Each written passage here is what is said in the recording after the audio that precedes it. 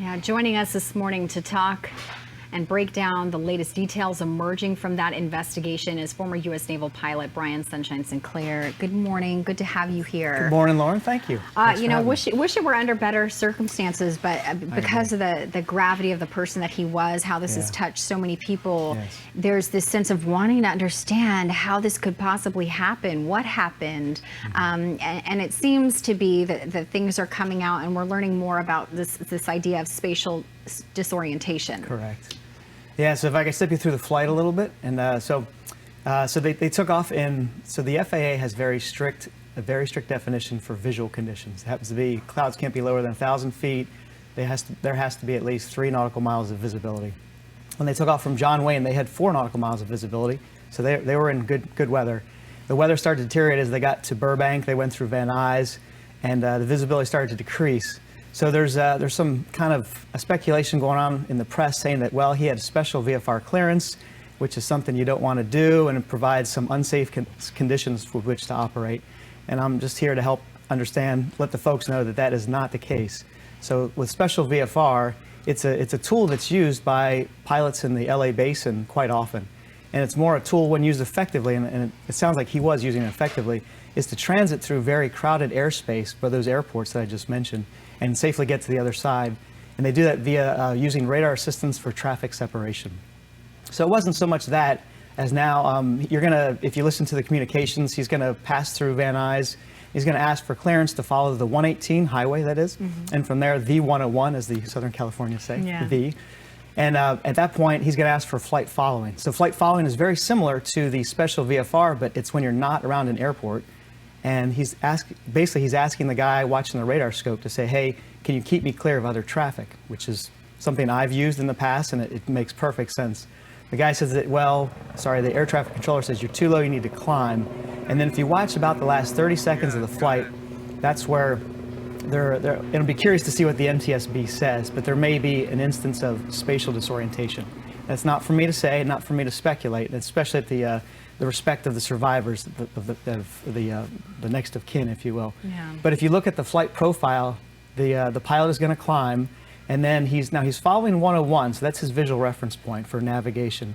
He's going to start a climb, he's going to start a left-hand turn, and during that time, in the last about 23 seconds of flight, he climbs up to 2,300 feet, and keep in mind the terrain down there is it's rugged. The mountaintops can go up to about 1,000 feet, so you're looking at about 1,300 feet between him and the ground, right, at that point, some mountaintops. And he's going to actually start to accelerate, so they call it ground speed, or that would be your horizontal speed. He's going to accelerate up to about 180 miles an hour, which is pretty fast considering he's in mountainous terrain and he's got a low cloud deck. And the helicopter, starts a descent. Now the NTSB initial report said greater than 2,000 feet per minute, but to give you an idea, if you go online, you can get the flight data actually, and it goes down as low as a descent or grade of descent as 4,000 feet per minute, which for the folks at home is almost 45 miles an hour. So he's descending at 45 miles an hour, he's accelerating 55 miles an hour straight ahead, and he's in mountainous terrain with clouds. Now this gentleman had over 8,200 hours of flight time. He's very experienced. He has over 1,200 hours in that type of aircraft, the S-76. So to say he doesn't know what to do, I disagree. Now I'll be curious to see what the NTSB says, but because he's such an experienced pilot and he's seemingly putting the aircraft in this kind of flight regime in a mountainous terrain, I'm wondering if it wasn't spatial disorientation. Which brings me, I remember flying from Miami to Key West with a buddy, a twin engine, took off in sunshine weather. Thank you, sunshine weather. Sunshine weather, about halfway through clouds. Yes. I would have sworn we were climbing and going to the left. And boom, 5 seconds later, the runway appears. It was an instrument-rated flight. Yeah. But the sensation was going up and to the left, and the plane was going down. Speak to that a little bit. As a pilot, is that you just locking in on the instruments and you ignore what your body's telling you? Yeah, exactly. So spatial disorientation is going to be your brain's misconception of where your body is in space, and traditionally where it is referenced to Earth, right? And so people driving around, walking around, usually don't feel it, but if you're flying or if you're diving, you can feel this. So the brain gets several inputs. One's through the eyes, one's through the ears, both hearing and kind of your inner ear, they call it, and one's kind of what you call seat of your pants. So now the eyes are the most dominant for the brain, but if you take those away, i.e. you fly in the clouds, or you turn off the lights, i.e. fly at night or dive into something dark, the other sensors can actually get fooled. And that unfortunately, misconception can lead to your body feeling something.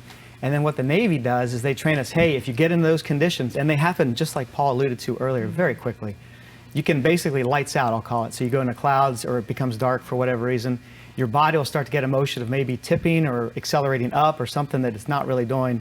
The Navy has trained us to focus on our instruments. Yeah, well, that's what I was going to ask. With that particular type of helicopter, I'm not familiar with the 76, but I know from diving, we know that when we get vertigo, you follow the bubbles. The bubbles are always going up, so that's your secondary reference. Yeah. Totally. So was he able to fly by instruments, or were there instruments in that type of helicopter that would have been able to get him out of that situation? Yeah, there should have been. I'm not qualified to speak specifically on that model aircraft, if you will, but yeah, I'm assuming based on his experience level that he would have known to, hey, I need to transition, stop looking outside and start looking inside. And also now in civil aviation, there's a lot of folks that use an iPad. There's an app for everything, right? Right. So there's an app that people can use for navigation. And unfortunately, and what I've experienced in the F-18 is I've used this iPad, if you will, app in the F-18. And to do that, you actually have to look down because the iPad is placed on your leg. So imagine, and I don't know the scenario here, but imagine if he's looking down at the iPad. If he used that, I have no idea, and he climbs up, then you're really going to start throwing off your vestibular inner ear sensation. We have some video taken on the cell phone, I believe, cut up of the copter circling in a neighborhood. Yeah. There is he just trying? Are you looking for landmarks there? What? So, I know I'm asking you to get into a cockpit that you don't know what was going on, but what would you guesstimate was going on here? My best guess is that he's asking for a special VFR clearance to transit, we call it Class Charlie, whatever, airspace at Burbank. Burbank says, hey, hold on, because remember, special VFRs, I'm going to ask the guy on the ground to help me stay away from other traffic. Well, there happens to be other higher priority traffic in the area, so he asked the helicopter to hold outside of the certain area. I'm like, hey, it'll be your turn shortly, but not right now. So I think he's holding. Oftentimes, when there is a high-profile death like there was in this case, we're analyzing it a million different ways. Yes. We're saying, how could we prevent this from happening again? Things typically, it takes something like this, unfortunately, to change something, to make something more safe. Mm-hmm.